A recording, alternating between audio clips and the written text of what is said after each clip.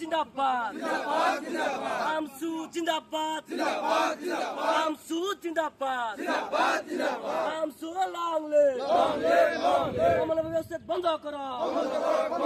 অমানবিক ব্যবস্থা বন্ধ করো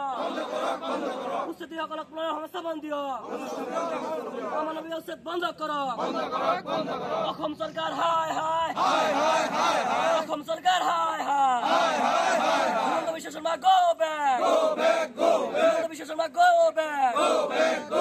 আজি সদৌ অসম সংখ্যালঘু ছাত্ৰ ইউনিয়ন চমুকৈ আমচুৰ প্ৰতিবাদ অমানৱীয় উচ্ছেদৰ বিৰুদ্ধে জিলাই জিলাই আকাশ বতাহ কপাই তুলিছে আমচুৱে উচ্ছেদ বন্ধ কৰাৰ বাবে অসম চৰকাৰৰ বিৰুদ্ধে বৃহৎ এক প্ৰতিবাদী কাৰ্যসূচী ইয়ে ৰূপায়ণ কৰে আমচুৱে বজালি জিলাৰ অসম সংখ্যালঘু ছাত্ৰ ইউনিয়ন চমুকৈ আমচুৱে এক প্ৰতিবাদী কাৰ্যসূচী ৰূপায়ণ কৰে বজালি জিলা আয়ুক্তৰ কাৰ্যালয়ৰ সন্মুখত আমচুৱে প্ৰতিবাদী কাৰ্যসূচী ৰূপায়ণ কৰে আমচুৰ বিষয়ববীয়াসকলে কয় যে যদি এই অমানৱীয় উচ্ছেদ বন্ধ নকৰে তেতিয়া হলে আমচুৱে ইয়াতকৈ ভয়াবহ প্ৰতিবাদী কাৰ্যসূচী হাতত লবলৈ বাধ্য হ'ব চাওক অসম চৰকাৰে হিটলাৰী কায়দাৰে কেৱল অসমত ৰাজনীতিক মুনাফা লাভৰ কাৰণে বাছি বাছি সংখ্যালঘু মুছলমান মানুহক উচ্ছেদ কৰা আমি দেখিবলৈ পাই আহিছোঁ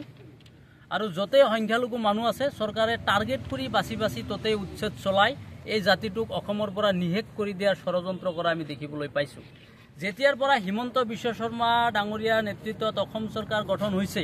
তেতিয়াৰ পৰা কেৱল একপক্ষীয়ভাৱে কেনেধৰণে সংখ্যালঘু মানুহক হাৰাশাস্তি কৰিব পৰা যায় অন্যায় কৰিব পৰা যায় অত্যাচাৰ কৰিব পৰা যায় এই মানুহখিনিক কেনেকৈ শিক্ষাৰ অধিকাৰৰ পৰা খৰ্ব কৰিব পৰা যায় এই মানুহখিনিক সম্পত্তিৰ অধিকাৰৰ পৰা কেনেকৈ খৰ্ব কৰিব পৰা যায় সেই চিন্তাধাৰাৰে তেওঁ কাম কৰি আছে আৰু এনেকৈ কৰি কৰি আজি হাজাৰ হাজাৰ সংখ্যালঘু মানুহক ঘৰ বাৰী নোহোৱা কৰিছে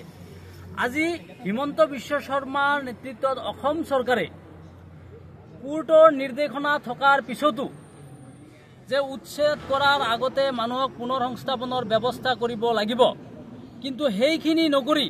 কেৱল এক শ্ৰেণীৰ মানুহৰ বাবা লোৱাৰ কাৰণে এই মানুহখিনি ঘৰ বাৰী ভাঙি উচ্ছেদ কৰি দিয়া আমি দেখিবলৈ পাইছোঁ আজি উচ্ছেদ কৰি এই মাটিখিনি অসম চৰকাৰে কাক দিব সেই কথা কিন্তু অসমৰ ৰাইজে বুজি পাইছে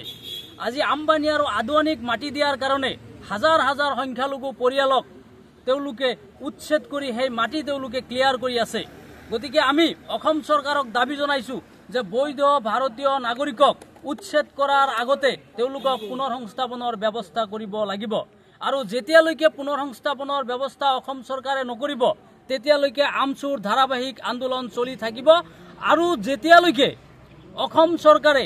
এই ধৰ্মৰ নামত ৰাজনীতি কৰা বন্ধ নকৰিব যেতিয়ালৈকে এই সংখ্যালঘু মানুহক ৰাতিৰ আন্ধাৰত ঘৰৰ পৰা উঠাই নি তেওঁলোকে বাংলাদেশ নো মেনছ লেণ্ডত পঠাই থাকিব সেই কথা আমচুৱে কেতিয়াও মানি ল'ব নোৱাৰে আৰু ইয়াৰ বিৰুদ্ধে আন্দোলন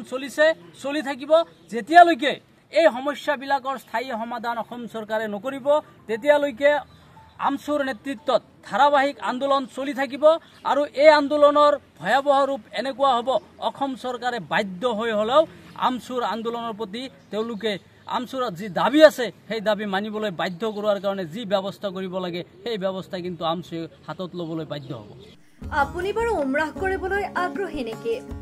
আলিফ উমৰাহ ট্ৰেভেলছে আপোনাৰ বাজেটৰ ভিতৰত আগবঢ়াইছে কেতবোৰ আকৰ্ষণীয় পেকেজ আমাৰ পেকেজসমূহ হৈছে সুপাৰ সেভাৰ ৮৫,০০০ৰ পৰা ডায়মণ্ড ১,১০,০০০লৈকে এতিয়া আৰু অপেক্ষা কিহৰ আজিয়ে 7002343617 নম্বৰত যোগাযোগ কৰক আৰু বুকিং কৰক আপোনাৰ পছন্দৰ পেকেজ বিশ্বমানৰ সেৱাত অসমৰ ভিতৰত শ্ৰেষ্ঠ